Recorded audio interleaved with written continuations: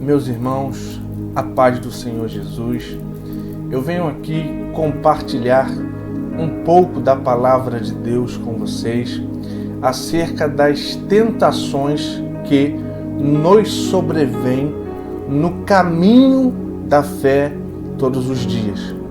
Fique nesse vídeo, não saia dele, vá até o final porque Deus tem uma palavra para você e nós vamos tratar de questões importantes aqui nesse vídeo.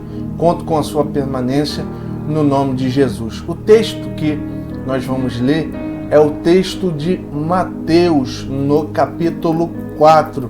Um texto muito conhecido que fala da tentação de Jesus, que eu gostaria de ler com vocês no capítulo 4, versículo 1 ao versículo 11, que diz assim: Então foi conduzido Jesus pelo Espírito ao deserto para ser tentado pelo diabo. E tendo jejuado 40 dias e 40 noites, depois teve fome.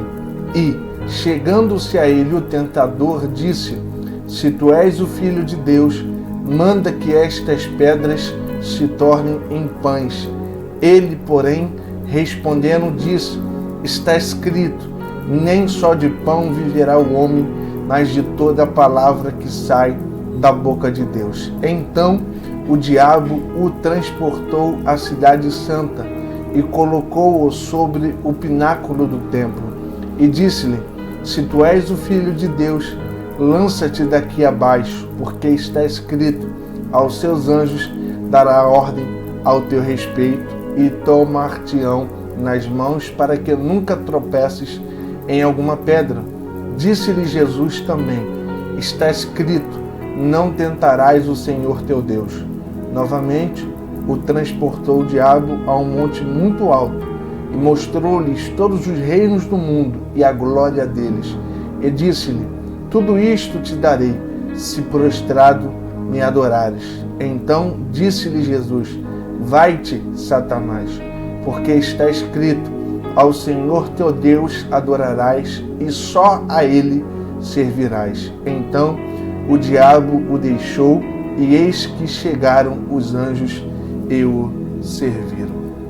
Meus irmãos, nós estamos diante de uma narrativa que primeiro tem a sua aplicação ao povo praticamente judeu. Este evangelho é considerado pelos pesquisadores o evangelho mais judaico de todos os evangelhos. Por quê? Porque ele trata de muitas situações que dizem respeito ao povo judeu, e na genealogia do capítulo 1, Jesus é ligado a Abraão, ou seja, o pai da nação de Israel na concepção judaica. Portanto, nessa questão, esse evangelho, quando ele é escrito para levar ao povo judeu as questões que se diziam respeito à fé, à vida de Jesus e também às intenções de Mateus ao descrever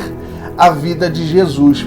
Os pesquisadores também dizem, e eu estou de acordo em parte, não em toda parte, que o evangelho ele não é uma biografia no sentido moderno do que nós percebemos hoje como biografia de alguém, mas ele é uma exposição teológica que tem intenções para o leitor que vai ler.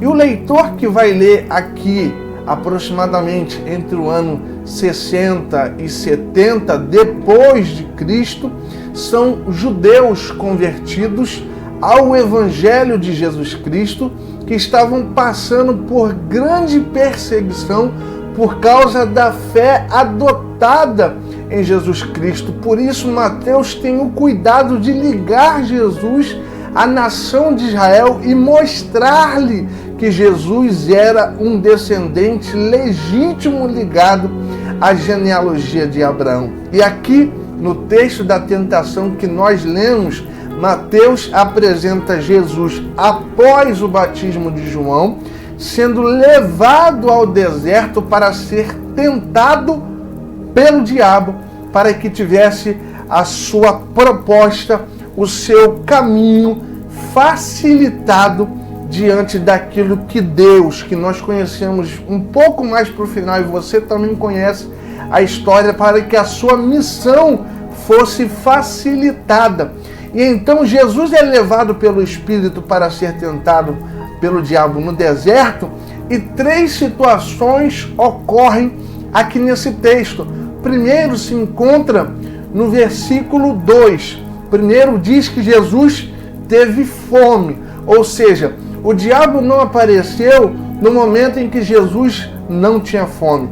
Ele apareceu no momento exato e na hora oportuna para tentar Jesus naquilo que ele necessitava humanamente falando. Por quê? Porque ele estava com fome, ele estava fragilizado naquele momento no seu corpo, e o diabo apareceu lhe oferecendo alternativas ao propósito que ele tinha que cumprir. E o diabo diz que, chegando-se a ele, o tentador disse: se tu és o Filho de Deus, manda que estas pedras se tornem em pães. Ele, porém, respondendo, disse: está escrito, nem só de pão viverá o homem, mas de toda a palavra que sai da boca de Deus. O diabo então chega a Jesus Cristo e diz: olha, se tu és o Filho de Deus, transforma ou manda que estas pedras se transformem em pão para alimentar você. Jesus retruca dizendo: nem só de pão viverá um homem, mas de toda palavra que sai da boca de Deus. Ou seja, há um embate deturpatório da palavra de Deus por parte do tentador aqui, o diabo, e a resposta correta de Jesus, interpretando a Bíblia nos seus próprios termos, onde ele diz que nem só de pão viverá um homem, mas de toda palavra que sai da boca de Deus. Então, uma segunda cena é colocada aqui. Então, o diabo o transportou à cidade santa e colocou-o sobre o pináculo do templo e disse-lhe: se tu és o Filho de Deus, lança-te daqui abaixo, porque está escrito, aos seus anjos dará ordens ao teu respeito e tomar-te-ão nas mãos, para que nunca tropeces em alguma pedra. Disse-lhe Jesus: também está escrito, não tentarás o Senhor teu Deus.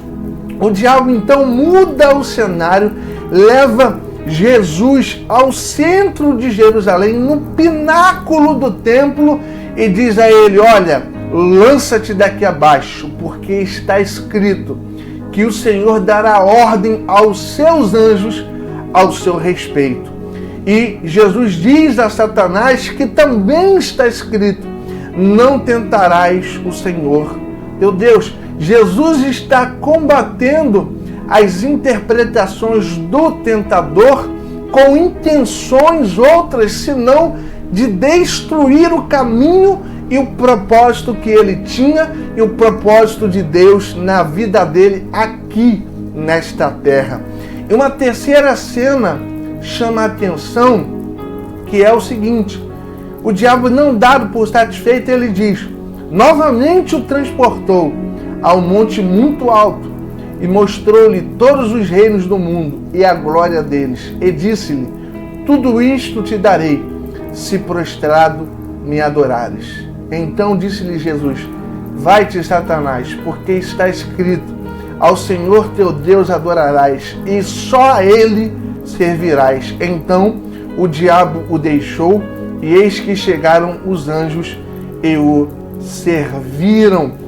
Numa terceira cena aqui, o diabo lhe transporta e lhe mostra todos os reinos do mundo, ou seja, tudo aquilo que Jesus poderia desejar e que era a sua finalidade, todos os reinos do mundo.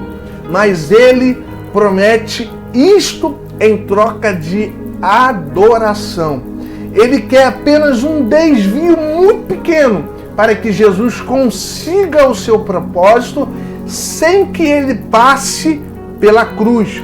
Porque se ele aceita isto daqui, ele não passaria pela cruz. Seria muito mais fácil ele aceitar a proposta do diabo, não ter dor, não ter sofrimento. Mas não é isso que nós vemos no nosso Senhor. Ele mostra o seguinte, que somente ao Senhor a gente deve, ou ele deve adorar. Então o diabo o deixa e os anjos vêm e alimentam a sua vida.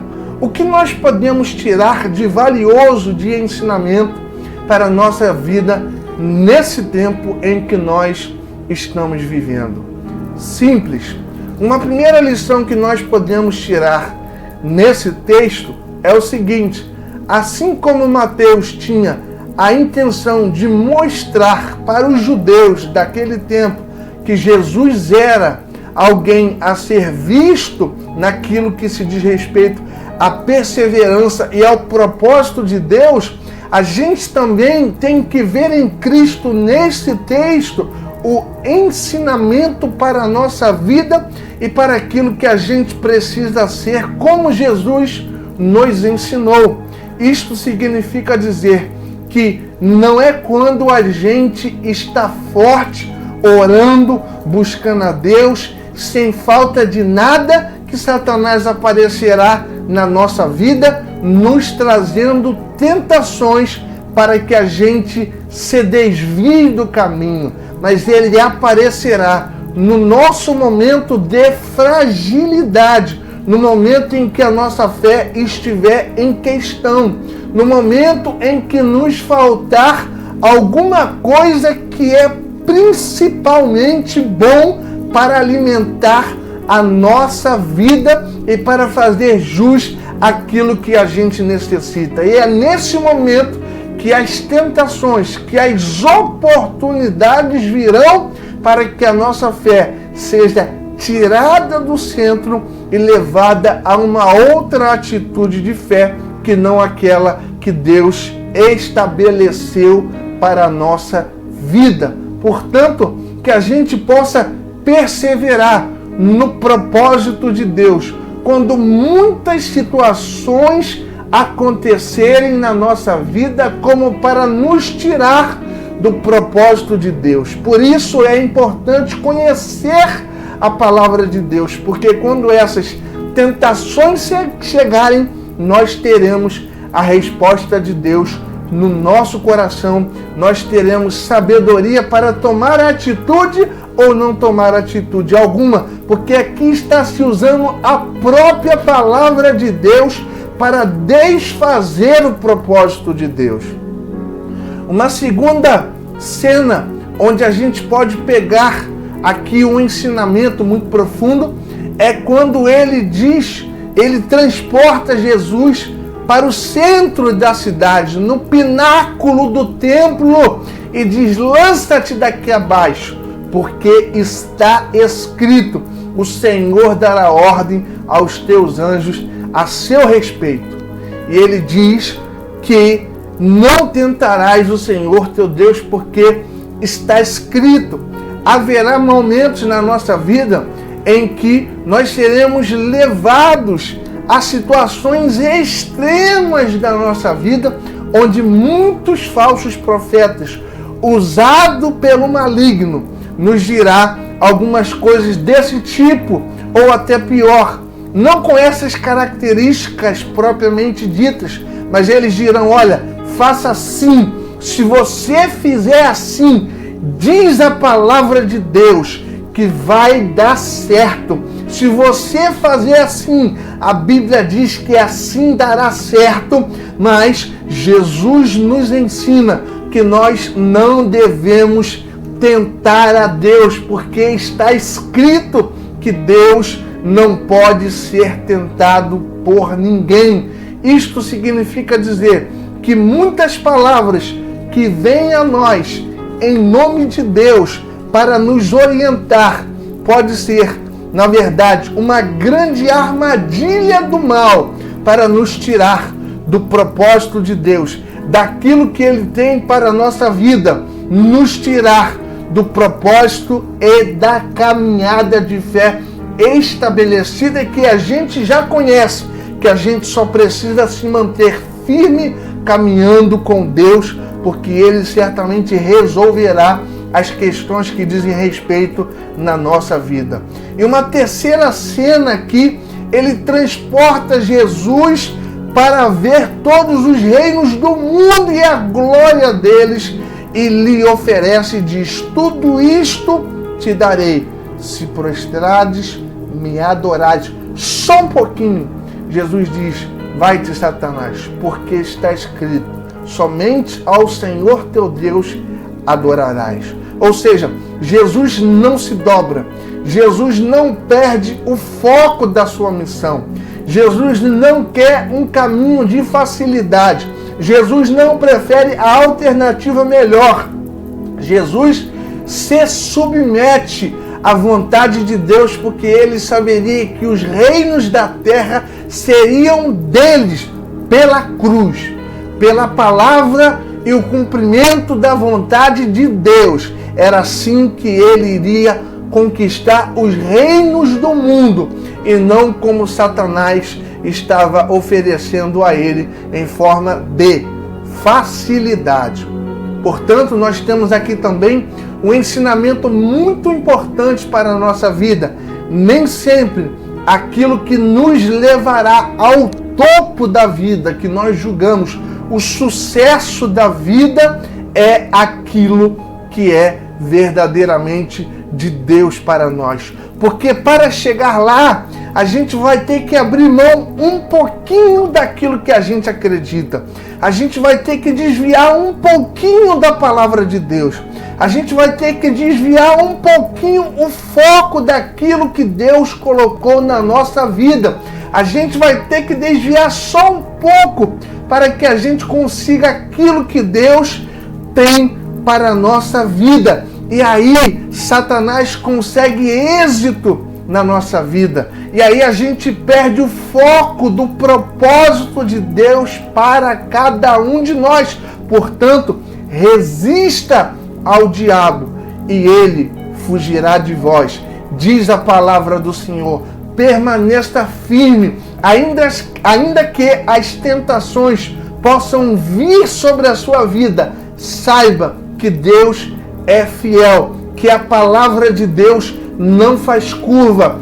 Deus disse para Josué, para que quando ele assumisse, quando ele assumiu a regência do povo de Israel, ele diz que o livro da lei não deveria se apartar dele, e que ele deveria não se mover nem para a direita nem para a esquerda, mas seguir como aquele livro diz. Que a gente possa seguir como o Evangelho diz, que a gente possa andar como o Evangelho nos ensina a andar, que a gente possa ser igreja hoje como Cristo diz que a igreja seria. Por isso ela é igreja gloriosa, por isso ela é igreja que por onde passa, ela é sal e luz para essa terra, quando ela permanece aos propósitos de Deus e não cede às tentações de Satanás, não é convencida por teologias outras que podem satisfazer aquilo que no momento está faltando para cada um de nós, porque Deus conhece os corações. Portanto, que você permaneça firme, que possamos permanecer firme e que nada disso tenha o poder de nos tirar da verdade, do propósito e do caminho do Senhor. Que Deus abençoe a sua vida. A paz do Senhor Jesus.